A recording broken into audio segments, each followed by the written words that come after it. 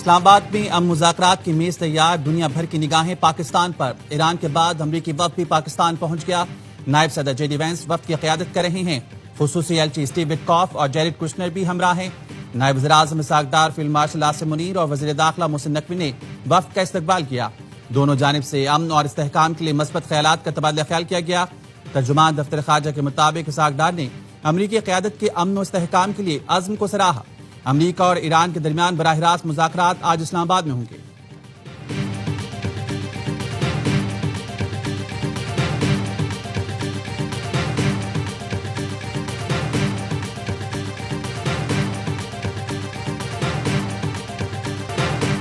امریکہ کے ساتھ جنگ بندی مذاکرات، ایرانی اسپیکر باقر کالیباف کی سربراہی میں اعلیٰ سطح کے ایرانی وفد کی رات گئے اسلام آباد آمد۔ وزیر خارجہ عباس عراقچی بھی ایرانی وفد میں شامل۔ فیلڈ مارشل سعید عاصم منیر، نائب وزیر اعظم اسحاق ڈار نے استقبال کیا۔ اسپیکر قومی اسمبلی ایاز صادق اور وزیر داخلہ محسن نقوی بھی موجود تھے۔ نائب وزیر اعظم اسحاق ڈار نے کہا، پاکستان تنازع کے پائیدار اور دیرپا حل کے لیے سہولت کاری جاری رکھے گا۔ امید ہے تمام فریقین تعمیری انداز میں مذاکرات میں حصہ لیں گے۔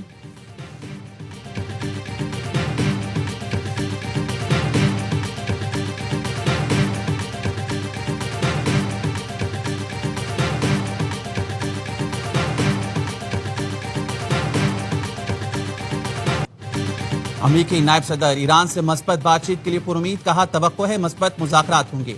ہم مثبت مذاکرات چاہتے ہیں۔ صدر ٹرمپ نے واضح ہدایات دے دی ہیں۔ ایران مخلص ہے تو ہم بھی کھلے دل سے بات کریں گے۔ اگر ایران نے ہمارے ساتھ کھیلنے کی کوشش کی تو ہماری مذاکراتی ٹیم بھی لچک نہیں دکھائے گی۔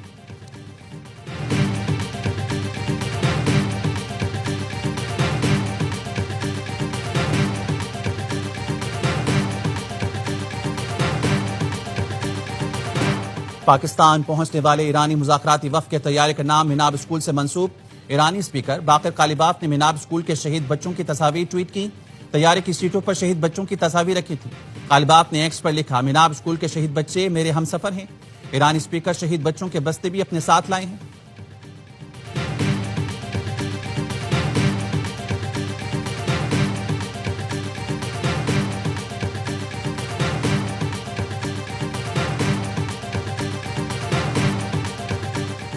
اچھی امید کے ساتھ مذاکرات کے لیے آئے ہیں۔ ہماری نیت نیک ہے لیکن امریکہ پر اعتماد نہیں۔ ایرانی پارلیمنٹ کے اسپیکر محمد باقر کالیباف کہتے ہیں، ماضی میں امریکہ سے مذاکرات میں وعدہ خلاف بھی سامنے آئی۔ 1 سال سے بھی کم عرصے میں 2 مرتبہ مذاکرات کے دوران ہم پر حملے کیے گئے، بے شمار جنگی جرائم کا ارتکاب کیا گیا۔ اگر امریکہ حقیقی معاہدے کے لیے تیار ہے اور ایرانی قوم کے حقوق تسلیم کرتا ہے تو ایران بھی مکمل آمادگی کا مظاہرہ کرے گا۔ اگر واشنگٹن مذاکرات کو محض نمائشی عمل اور دھوکہ دہی کے طور پر استعمال کرنا چاہتا ہے تو ایرانی عوام کے حقوق کے تحفظ کے لیے تیار ہیں۔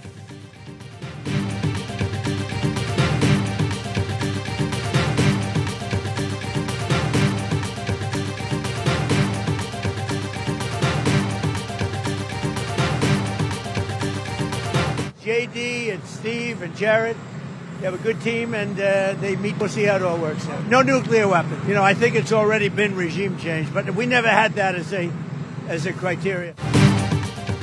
اسلام آباد مذاکرات کے لیے اچھی ٹیم بھیجی ہے۔ J D Vance, Jared Kushner, Steve Witkoff آج اسلام آباد میں ایرانی وفد سے ملاقات کریں گے۔ امریکی صدر ٹرمپ کی میڈیا سے گفتگو، کہا ایران کو ایٹمی ہتھیاروں کی اجازت نہیں دی جائے گی۔ آبِ ہرمز بہت جلد مکمل کھل جائے گی۔ ایران میں پہلے ہی رجیم چینج ہو چکی، لیکن ہمارا یہ مقصد نہیں ہے۔ ہم 99% یہ چاہتے ہیں ایران کے پاس ایٹمی ہتھیار نہ ہوں۔ ہمیں کسی بیک پلان کی ضرورت نہیں۔ ایرانی فوج ختم کر دی ہے۔ ایران کے پاس میزائل بنانے کی صلاحیت بہت کم رہ گئی ہے۔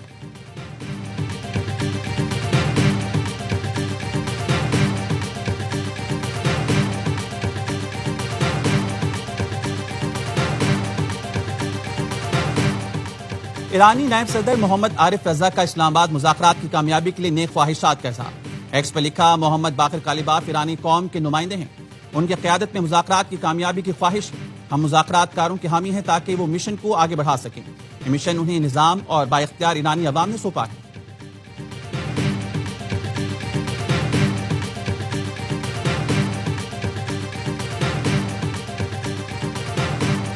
پاکستان کو اللہ تعالیٰ نے میزبانی کا یہ جو شرف عطا فرمایا ہے، یہ صرف پاکستان کے لیے نہیں بلکہ عالم اسلام کے لیے لمحہ فخریہ ہے۔ خاص طور پر فیلڈ مارشل سعید عاصم منیر اور ان کی ٹیم کو دل کی گہرائیوں سے تحسین پیش کرتا ہوں، جنہوں نے انتھک محنت کے ذریعے جنگ کے شعلے بجھانے اور فریقین کو مذاکرات پر راضی کرنے کے لیے ایک کلیدی اور تاریخ ساز کردار ادا کیا۔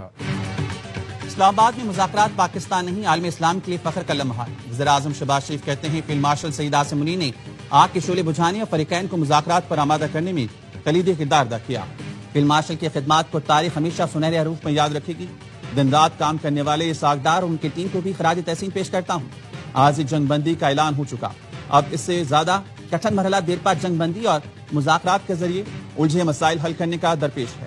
سب سے درخواست ہے دعا کریں اللہ مذاکرات کو کامیاب کرے۔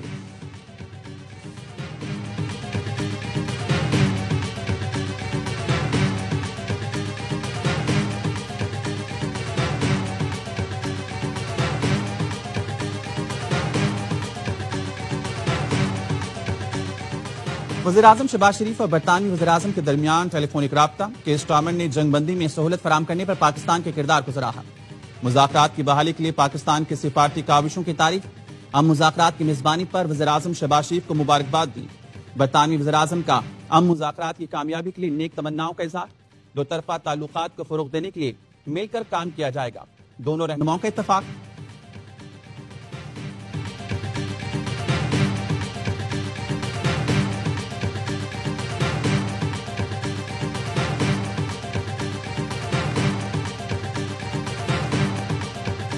سیکرٹری جنرل اقوام متحدہ اسلام آباد مذاکرات سے پرامید۔ انتونیو گوتریس کہتے ہیں پاکستان نے امریکہ اور ایران کو کشیدگی میں کمی اور دشمنی کے خاتمے کا بہترین موقع فراہم کیا ہے۔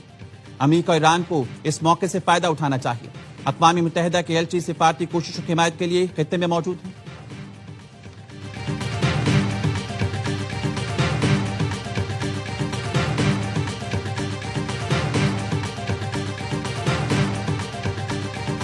دیکھیے تمام تر سہولیات جو کسی بھی صحافی کو ضروری ہوتی ہیں اپنے فرائض سر انجام دینے کے لیے وہ دی گئی ہیں، اور اس میں یہاں پہ ہائی سپیڈ انٹرنیٹ کی فیسلٹی ہے، اسکرینیں نصب کی گئی ہیں، پوری دنیا سے کوریج آ رہی ہے، کمپیوٹرز، پرنٹرز، کھانے پینے کا یہاں پہ انتظام کیا گیا ہے، پوڈ کاسٹ اسٹوڈیو بنائے گئے ہیں، کوریج کے لیے بوتھس بنائے گئے ہیں، تو every possible facility is being provided. امن کے نئے دور کی شروعات۔ اسلام آباد میں بڑے مذاکرات۔ انٹرنیشنل میڈیا کو ویلکم کرنے کے لیے تمام انتظامات مکمل کر لیے گئے ہیں۔ وزیر اطلاعات عطا طارق کہتے ہیں میڈیا کے لیے کنونشن سینٹر میں تمام تر سہولیات مہیا کی جا رہی ہیں۔ میڈیا سینٹر مکمل طور پر آپریشنل ہو گیا۔ 100 سے زائد غیر ملکی صحافیوں نے پاکستان کے ویزے کے لیے درخواست دی۔ 69 صحافیوں کے ویزے جاری کیے جا چکے ہیں۔ بھارت سے کوئی صحافی کو کوریج کے لیے پاکستان نہیں آ رہا۔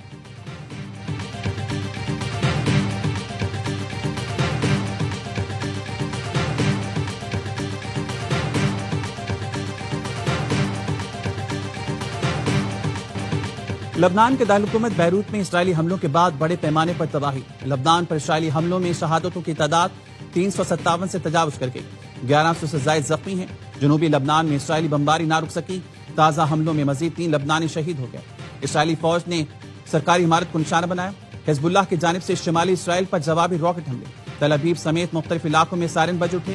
اسرائیل کی جانب سے واشنگٹن میں لبنانی نمائندوں سے مذاکرات پر آمادگی کا اظہار کیا گیا۔ مذاکرات میں حزب اللہ کا کوئی نمائندہ شامل نہیں ہوگا۔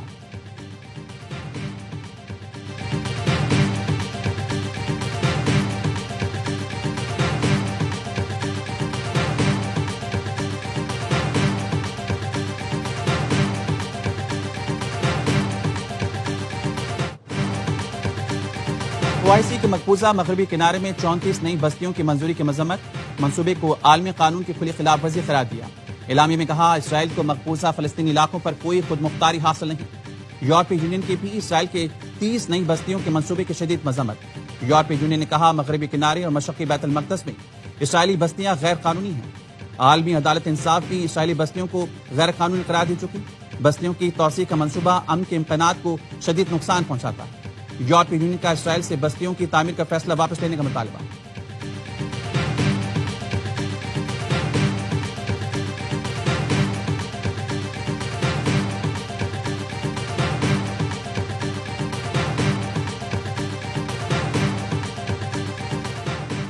آبنائے ہرمز کھولنے کی کوششیں۔ برطانیہ کی قیادت میں 41 ممالک کے حکام کا آئندہ ہفتے اجلاس ہوگا۔ برطانوی حکام کے ذرائع نے بتایا آبنائے ہرمز کو دوبارہ کھولنے کے لیے کسی مؤثر طریقہ کار پر کام کہیں۔